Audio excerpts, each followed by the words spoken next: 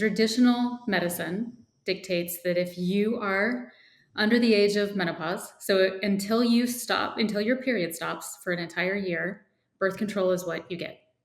And then once your period stops for a year, you get hormone replacement therapy, or you have an option to be um, given hormone replacement therapy. And you can even imagine how sexist this is. Like, I do not tell men when they come to my clinic that you have to stop making sperm for an entire year before we'll give you testosterone replacement therapy. Can you imagine, like, if we did that to men? So men don't put up with it. Like, we'll give a 25-year-old, you want to feel great and amazing and have longevity. We don't wait until you're no longer fertile. But when women have the capacity to get pregnant, we don't want to intervene. And this includes postpartum period. This includes women in their 30s. This is really, really bad, like medicine, and doctors don't even know the difference between birth control and hormone replacement therapy. They think that birth control is hormones. They tell women that it's hormones and that it's appropriate for hormone replacement therapy. And women have been like struggling.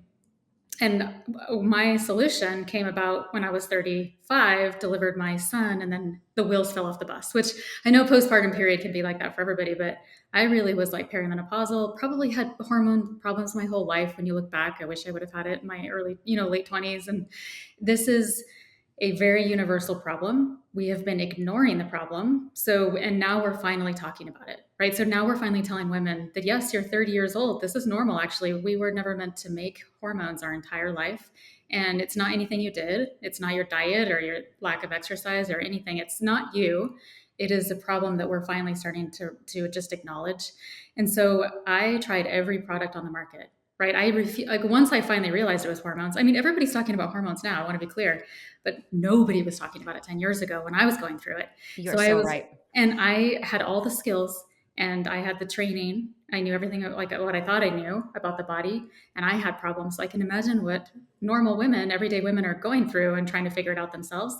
I tried every product, and I will tell you that those products are made for menopausal women, like I said, after your period stops for a year, not to start your period again, and just to stop like the bare minimum, the hot flashes, the vaginal dryness, the very debilitating symptoms of menopause. The theory that we have for treating menopause does not apply to a 35-year-old.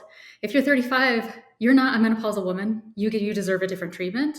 You deserve a different formulation, hormone therapy.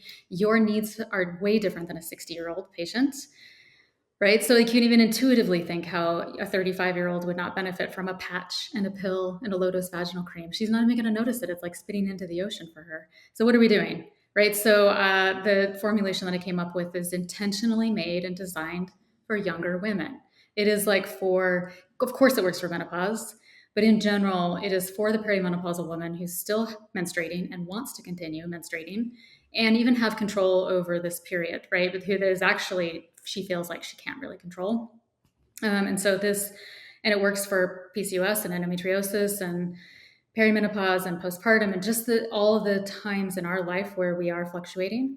And the idea is that what if you don't know if you want to have another child? You're in this, and this is this hard part of with hormone replacement therapy in women, but we also have the same problem with men. What if you start testosterone therapy? We don't want to stop your production of sperm, right? So it's the same thing as when we think about women.